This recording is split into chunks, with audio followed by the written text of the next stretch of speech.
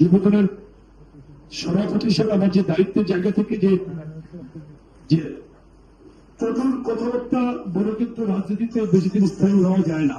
কিছু দিনে আমরা যেভাবে সংগঠনকে শক্ত হাতে পরিচালনা করেছি, আপনাদের সহযোগিতা নিয়ে ইনশাল্লাহ আগামীতে তার থেকে ভালোভাবে ইনশাল্লাহ আমরা করবো। প্রত্যেকে চোখ খোলা রাখবেন।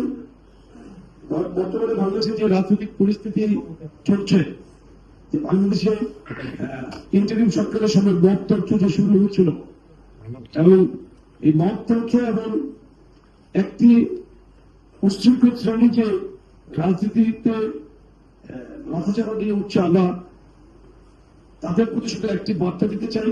যুবদলের সভাপতি হিসেবে আমার যে দায়িত্বের জায়গা থেকে যে প্রথম কথাবার্তা বলে কিন্তু রাজনীতিতে বেশি দিন স্থায়ী হওয়া যায় না।